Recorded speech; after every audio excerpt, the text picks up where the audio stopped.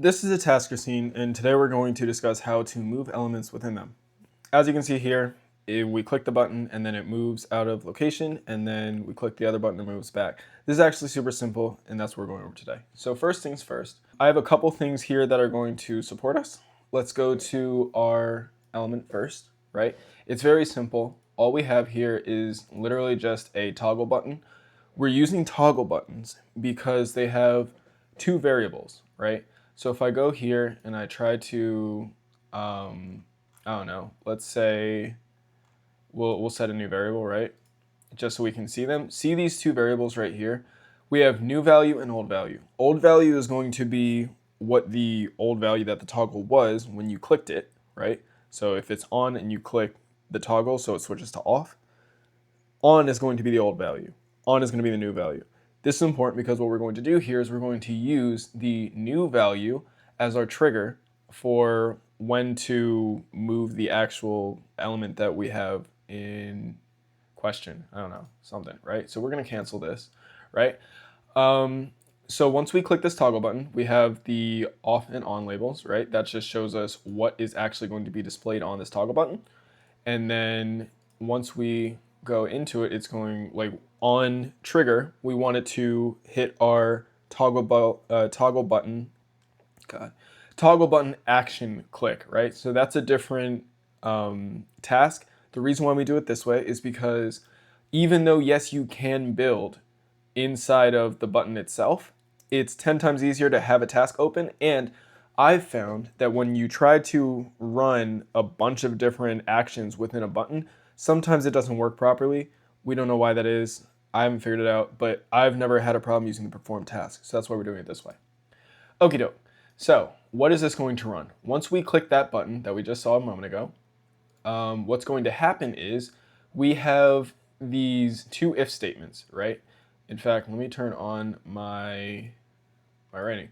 So we have these two, we have that if statement, and then we have this one, which comes down to this one. That is a terrible color. I need you to bear with me.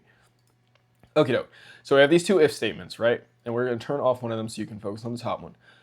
Right here, in this first if statement, right, we have new value, which is passed into this via the perform task, right?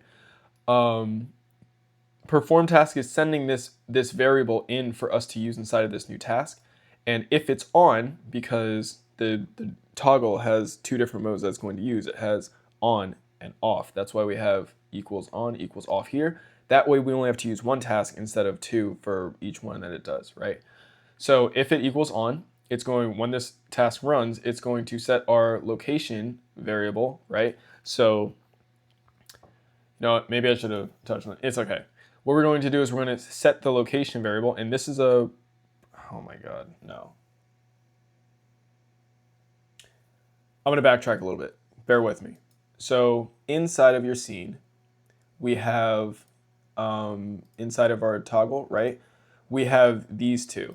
We have these two numbers. The one on the left, this is going to be the X location. That's an X, right? This is going to be the Y location, okay? So X goes horizontally.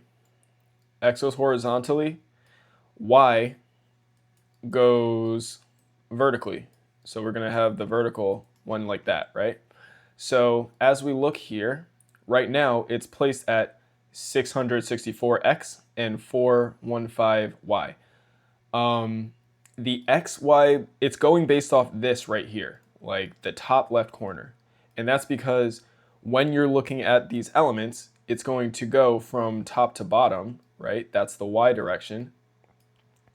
And from left to right at this top point over this way. So this is going to be the X. This is going to be the Y. I really hope you can see this. Just bear with me. I'm trying something new today. But it goes based off that corner, the top left corner. Okay. So when you are building yours, the first thing you want to do is we're going to grab this and we want to move it to a location that we want it to be at first, right?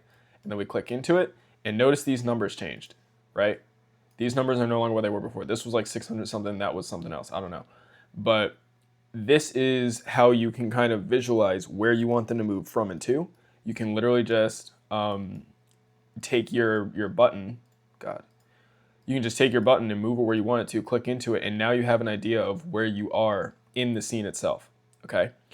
That being said, we can edit this here too. So what we're going to do here is we're going to make this one, this is the X location. We want this to be 250, right? And we're going to set the Y location to 500. Cool. Notice where it moved to, right? This is where it's going to go from. And then we want this, let's say we want to move this from 250, we want to move this to 1,000.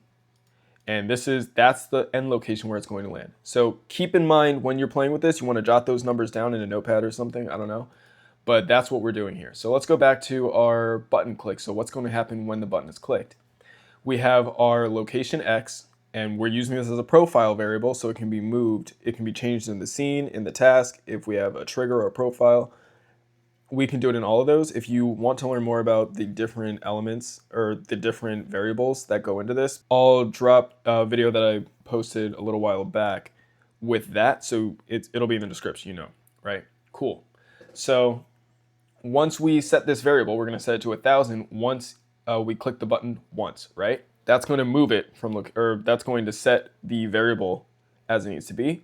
And then we're going to have the element position. That's going to be the next task. This is what actually moves it. So first thing you want to do is you want to go in here and you actually want to click the scene that you're going to use, right? Next thing you're going to want to do, right now this is also a profile variable. That one's auto, we'll touch on that a little bit later. The next thing is you want to select the element and it will update to whatever elements are actually inside, but that element name is where you're going to find here. That's what it's finding over there. That's the name of the element. So let's switch back. I know we're going back and forth, but it'll make sense if it hasn't already.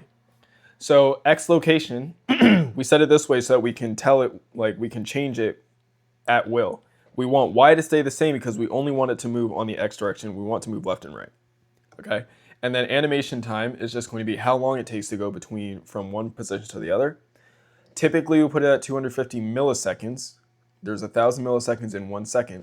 We want to put it at 250 milliseconds so that it kind of feels snappy.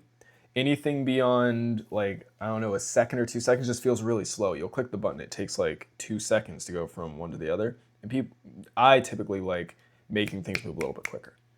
So that's the first button. It's setting up the home button where it's going to go. And then when it toggles from on to off, right, it's going to set it to 250 and it does the same exact thing. We have the same Y, we have a new X, which is going to be 250. And then we have the element it's going to use, and we have the target scene.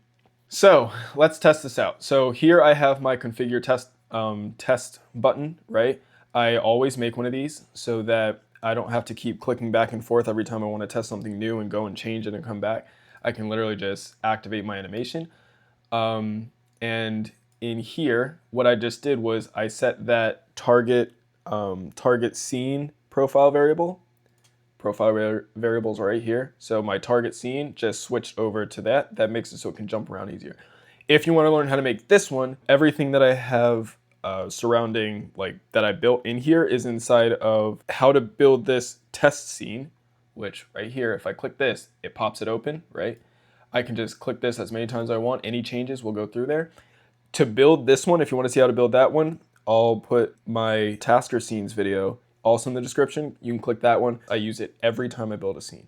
With that out of the way, so here we go. We're going to click this, and now if we click that button, there it is, right?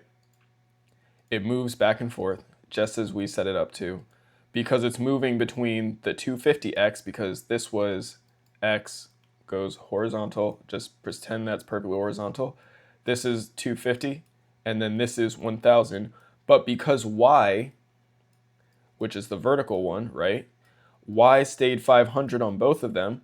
It's never going to move up or down. Y is consistent. It's not moving between any one of them, right? And it's really that simple. You can have it move in any direction you want. I will say they don't have animations as far as making it swoop in or out of anywhere, right? So what you're gonna have to do in that would, you would have to have it move one first and then move up and make that kind of faster. That way it feels like it's at the same time. But typically Tasker will only ever reposition one element at one time and wait until that's completed before it moves another direction. So it's not perfect, but you can do everything that you want to do essentially. Using this, that's how I created this other one. And this one, let's see if this is going to run. Yeah. So this one moves out of the way. Notice it goes in a straight line, but it opens up a new window. I will add this task in the description. You can literally just download it, and then you'll have everything that we discussed here and even my scene test so that you can go through and actually see how it works, play around with it, change some variables by going through here. And if you ever break anything or mess anything up, you can just re-import it. To import, you just come down here, you hold any of them, and then you just import a project. That's how you do it. Or you can just click the link, download it, and do the stuff. So that's all I have for you today. Thank you for being here, and I'll see you in the next one. Peace.